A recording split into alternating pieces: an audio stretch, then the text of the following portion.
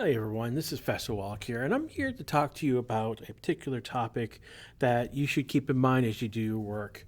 And it's basically the phrase keep it clean. And the idea here is that we're how not to get in deep trouble here. Why is this important? Well, it's the big why here. First of all, is it's not about censorship; it's about keeping you safe. And how there's multiple ways. One, it is that you're not violating the code of conduct. Two, you're not making an environment in the classroom that is hazardous for other students, inadvertently or overtly, on purpose. They have a right to be here as well. But really, the big one is there are external forces in play that could come down upon us, upon the school, and make things much harder for us to do what we do here if you weren't paying it, if you weren't keeping mindful of this. And that's the big thing is that we don't want those external forces in play in your work. Like right now, you have the greatest amount of freedom, creative freedom that you will ever have in your career. And we want to make sure that other students in the future have that as well. And so we're just going to go advise, what this is more advising. The other thing to keep about here is that the topics I'm about to go over, the games completely dwell on the issues I'm about to make poor games. All right. If you are making a murder simulator, then you're going on the mutilation of the human body, you're not making an interesting game.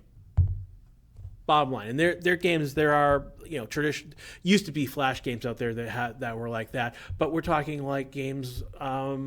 They're games that are all about the violence and mayhem.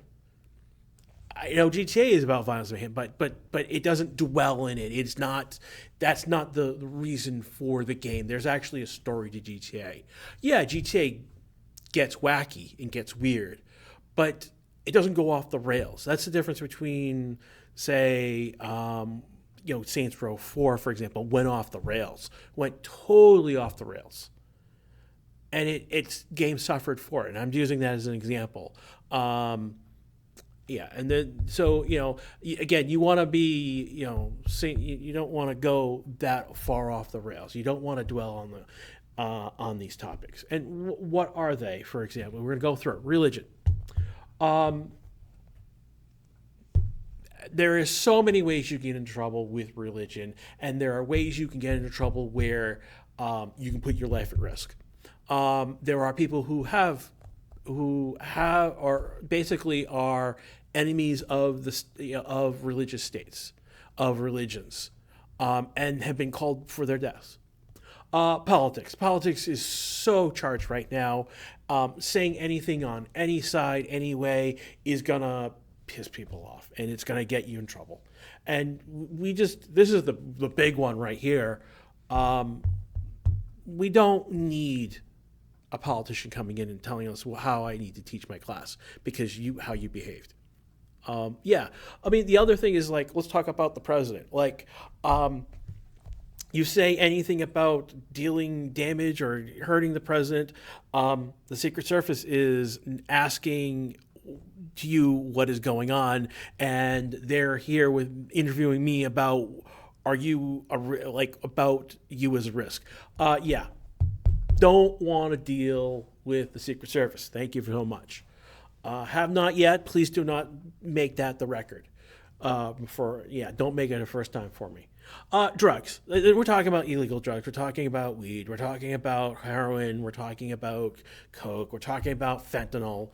So we're talking, and to a certain extent, we're also talking about abuses of drugs. So, like Left 4 Dead, there's a joke about a character who wants pills. That's something that's pushing things really too far, too hard for what we're doing in our class. So just give me an eye. Sex, porn, come on. We are adults. This used to be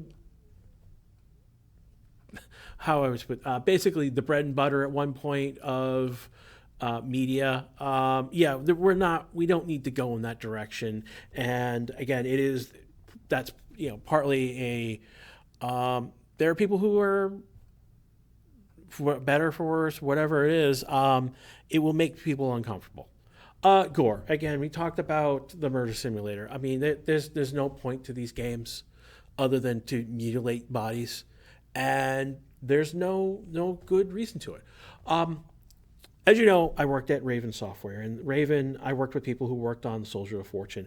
And one of the interesting things that came out of my discussions with some of those coworkers is that there was this level of regret of again, Soldier of Fortune was known for its fine detail, for level of violence, granular violence, shooting off limbs, shooting heads, and there was a level of regret from several people who I talked to. They regretted that they had gone that far, and basically they were somewhat appalled that the players found ways to be brutal and to be consistently brutal and to cause things in a brutal way. And so it brought scrutiny to the industry, brought scrutiny to the game, and it detracted from the game ultimately. Illegal stuff. Again, like Jet Set Radio is the prime example of graffiti. While not necessarily a crime, it can be a crime when you do it unauthorized, randomly on property, marking it up. Yeah, that's actually a crime in that regards. And so, we can't be having you, glorifying illegal activity. And that's just, again, we don't want to get into that conversation of, oh, this is illegal, and this is the point of their game. That doesn't really help us. Then we have the last topic, which is its own slide, war crimes.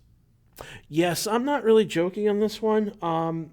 We have to talk about specifically the Geneva Convention, and specifically the part of the Geneva Convention we talk about is that the Red Cross, and by extension the Red Crescent and the Red Diamond.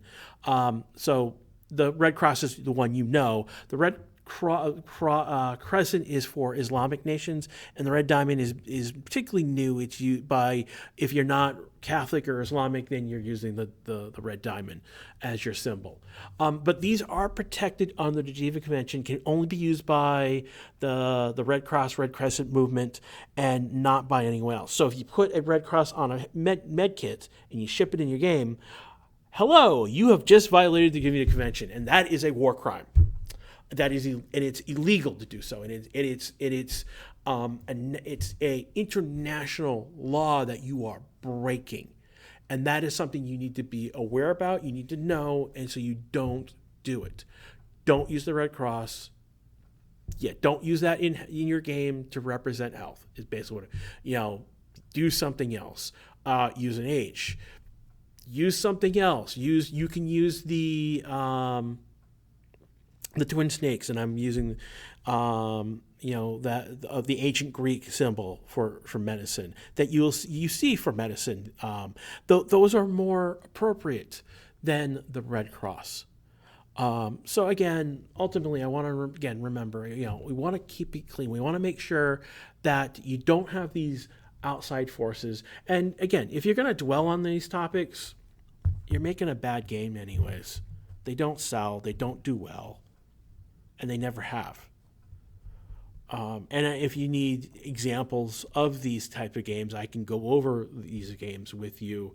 I can rattle examples again, and these get into no redeeming value is the term that we want to say here. That's where they start dwelling. There's no redeeming value. There's no message. The game is about being inhuman, and that's not being professional, because it doesn't sell. We put it bluntly, the stuff doesn't sell. It doesn't do well in the marketplace, and it is for what people see for what it is, and they don't play it. I mean, there's people who do, and they're sick. There's a problem with them, but that's another issue. But anyways, remember, keep it clean. And if you've gone across the line where I'll tell you how to fix it too. And that's part of my role with you, is to make sure that you're not getting yourself in trouble, that you're not going to cause a problem with the content that you're creating. Yeah. And again, you're here to learn. You're not here to make controversy. You can do that in the industry on your own time. And there's studios who do it. We can talk about running with scissors. Met people, I've met management there. They're horrible. And I met people who were on the development line, while my time in the industry. And the people who were doing the generic work, I met those people. They're great people. And they hated the work they were doing, the people they were working for. And I've met management from running scissors. Just despicable people. And that's what I'm trying to get across, is like, there's no reason for you to be a despicable person. There's no reason to go that way. And again, that to be honest with you, that shock jock of the 90s, that died in the early 2000s, 25 years ago. That died very quickly. So there's no really place for it. And again, remember, keep it clean.